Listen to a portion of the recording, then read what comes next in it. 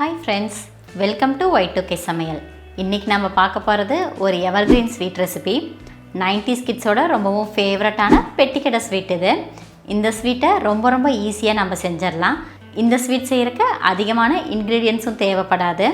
வாயில வெச்சதுமே கரையற ரொம்பவுமே சாஃப்ட்டான மைதா பர்ஃபி செய்யறது எப்படின்னு பார்க்கலாம். அதுக்கு முன்னாடி நம்ம சேனலை இன்னைக்கு தான் நீங்க ஃபர்ஸ்ட் டைம் பார்க்கறீங்கன்னா சேனலை சப்ஸ்கிரைப் பண்ணுங்க. கூடவே பக்கத்துல இருக்க பெல் ஐகானை கிளிக் பண்ணுங்க. இப்போ வாங்க வீடியோக்குள்ள போலாம்.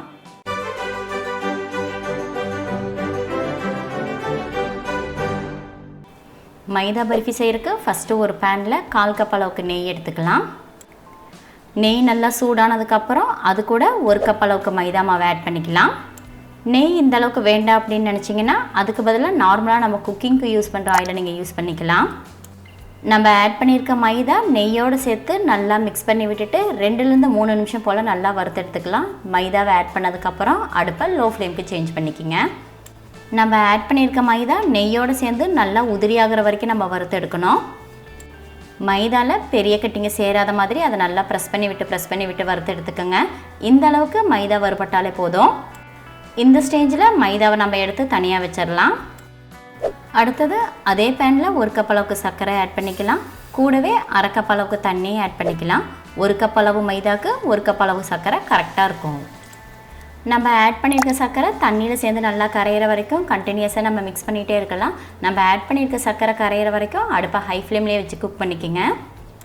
சர்க்கரைக்கு பதிலாக நீங்கள் கரும்பு சர்க்கரையை கூட யூஸ் பண்ணிக்கலாம். கரும்பு சர்க்கரை யூஸ் பண்ணுறதா இருந்தாலும் 1 கப் அளவுக்கு கரும்பு சர்க்கரையை ஆட் பண்ணிக்கோங்க. நம்ம ஆட் பண்ண சர்க்கரை பாதி அளவு தண்ணியில் கரைஞ்சதுக்கப்புறம் அது கூட ஃப்ளேவருக்காக 1 டீஸ்பூன் அளவுக்கு ஏலக்காய் பொடி ஆட் பண்ணிக்கிறேன். ஏலக்காய் பொடிக்கு பதிலாக உங்ககிட்ட எசன்ஸ் ஏதாச்சும் இருந்தால் கூட அதை நீங்கள் யூஸ் பண்ணிக்கலாம். இந்த ஸ்வீட் செய்கிறதுக்கு பாகுபதம் ரொம்பவே முக்கியம். சர்க்கரையெல்லாம் கரைஞ்சதுக்கப்புறம் பெரிய நுரை வந்ததுக்கப்புறம் அடுப்பை லோ ஃப்ளேமுக்கு சேஞ்ச் பண்ணிவிட்டு நம்ம பாகுபதம் செக் பண்ணிக்கலாம்.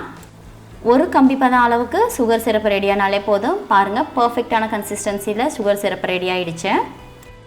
இந்த ஸ்டேஜில் இது கூட 2 ல இருந்து 3 ட்ராப் அளவுக்கு நான் ஃபுட் கலர் ஆட் பண்ணிக்கிறேன். ஃபுட் கலர் வந்து ஸ்வீட்டை கலர்ஃபுல்லாக மாற்றுறதுக்கு மட்டும்தான், உங்களுக்கு தேவைப்பட்டால் மட்டும் ஆட் பண்ணிக்கிங்க.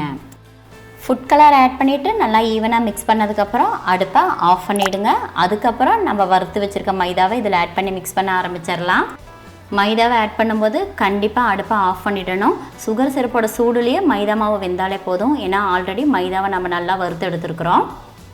மைதாவை மிக்ஸ் பண்ணும்போது மைதாவில் கட்டிங் எதுவுமே சேராத மாதிரி நல்லா ப்ரெஸ் பண்ணி விட்டு மிக்ஸ் பண்ணிக்கிங்க. நம்ம கண்டினியூஸாக மிக்ஸ் பண்ணிகிட்டு இருந்தோன்னா அதுவே திரண்டு நல்லா திக்கான கன்சிஸ்டன்சியில் வர ஆரம்பிக்கும். நல்லா ஜெல்லி கன்சிஸ்டன்சியில் வர ஆரம்பிச்சிருச்சு. தொடர்ந்து இதை நம்ம மிக்ஸ் பண்ணிகிட்டே இருந்தோன்னா நல்லா திக்காக திரண்டு பேனில் ஒட்டாமல் சப்பாத்தி மாவு கன்சிஸ்டன்சிக்கு வரும். சுகர் சிரப்பில் நம்ம மைதாவை ஆட் பண்ணதுக்கப்புறம் 2 ல இருந்து 3 நிமிஷம் போல் நம்ம கண்டினியூஸாக மிக்ஸ் பண்ணிகிட்டே இருந்தால் தான் இந்த கன்சிஸ்டன்சிக்கு வரும். அது வரைக்கும் நம்ம ஸ்பீடாக இதை மிக்ஸ் பண்ணணும். நம்ம பர்ஃபி செய்கிறதுக்கு தேவையான பர்ஃபெக்டான கன்சிஸ்டன்சியில் மிக்சர் ரெடி ஆகிடுச்சு. இந்த ஸ்டேஜில் இதை நம்ம எடுத்துடலாம். நம்ம ரெடி பண்ண மிக்சரை ஒரு ஷேப் மோல்டுக்கு ட்ரான்ஸ்ஃபர் பண்ணிடலாம். ஷேப் மோல்டில் ட்ரான்ஸ்ஃபர் பண்ணுறதுக்கு முன்னாடி பட்டர் ஷீட் இருந்தாலும் சரி இல்லைனாலும் சரி அதில் ஆயிலை நல்லா அப்ளை பண்ணிவிட்டு அதுக்கப்புறம் இந்த மிக்சரை ட்ரான்ஸ்ஃபர் பண்ணிக்கோங்க. நம்ம ஆட் பண்ணியிருக்க மிக்சரை நம்மளுக்கு ஸ்வீட் எந்த திக்னஸில் வேணுமோ அந்த திக்னஸ்க்கு நல்லா ஈவனாக ஸ்ப்ரெட் பண்ணி விட்டுக்கலாம். இந்த மாதிரி நல்லா ஈவனாக மிக்ஸ் பண்ணதுக்கு அப்புறம் ஸ்வீட்டோட எக்ஸ்ட்ரா டேஸ்ட்டுக்காக இதில் நான் கொஞ்சம் வேர்க்கடலை பவுட்ரு பண்ணி ஆட் பண்ணுறேன். உங்களுக்கு எந்த நட்ஸ் பிடிக்குமோ அந்த நட்ஸை நீங்கள் யூஸ் பண்ணிக்கோங்க.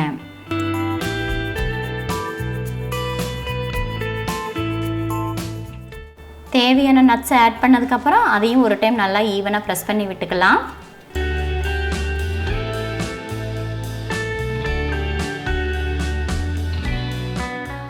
அடுத்தது இந்த மிக்சரை நம்மளுக்கு எந்த ஷேப்பில் ஸ்வீட் வேணுமோ அந்த ஷேப்பில் ஸ்லைஸ் பண்ணிவிட்டு அதுக்கப்புறம் நம்ம ஆற வச்சிடணும்.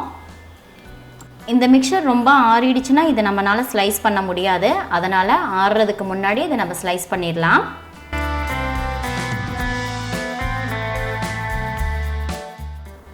வேணுங்கிற ஷேப்பில் இதை நம்ம ஸ்லைஸ் பண்ணதுக்கப்புறம் ரூம் டெம்பரேச்சரில் 1/2 hour போல் அப்படியே ஆற வச்சிடலாம். ரூம் டெம்பரேச்சரில் வைக்கிறதா இருந்துச்சுன்னா 1/2 hour வச்சுக்கோங்க. இல்லை நீங்கள் ரெஃப்ரிஜிரேட்டரில் வைக்கிறதா இருந்துச்சுன்னா 15 minutes வச்சாலே போதும். 1/2 hour ஆயிடுச்சு. ஸ்வீட்டும் நல்லாவே ஆறிடுச்சு. இதை வந்து நம்ம ஒரு பிளேட்டுக்கு ட்ரான்ஸ்ஃபர் பண்ணிடலாம். ஸ்வீட்டுக்கு மேலே இருக்க பட்டர் ஷீட்டை ரிமூவ் பண்ணிவிட்டு இந்த ஸ்வீட்டை இன்னொரு பிளேட்டுக்கு நம்ம ட்ரான்ஸ்ஃபர் பண்ணிடலாம்.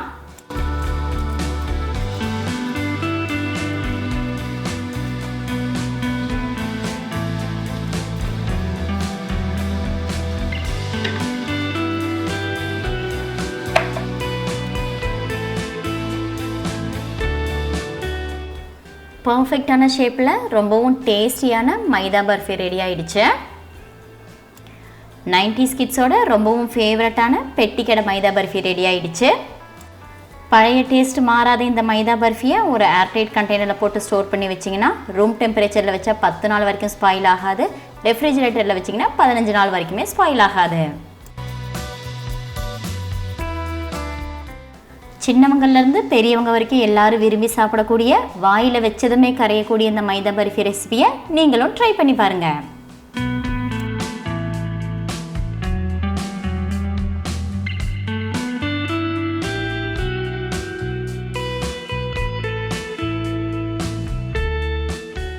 அவ்வளோதாங்க, 90s கிட்ஸோட ரொம்பவும் ஃபேவரட்டான மைதா பர்ஃபியை ரொம்ப ஈஸியாக செஞ்சுட்டோம். இந்த ரெசிபி உங்களுக்கு பிடிச்சிருந்துச்சுன்னா லைக் பண்ணுங்கள், உங்கள் ஃப்ரெண்ட்ஸ் அண்ட் ஃபேமிலிக்கு ஷேர் பண்ணுங்கள். இந்த 90s கிட்ஸ் ரெசிபியை நீங்களும் ட்ரை பண்ணி பார்த்துட்டு எப்படி இருந்துச்சுன்னு எனக்கு கமெண்ட் பண்ணுங்கள். மறுபடியும் இன்னொரு ரெசிபியில் பார்க்கலாம். அது வரைக்கும் பாய்.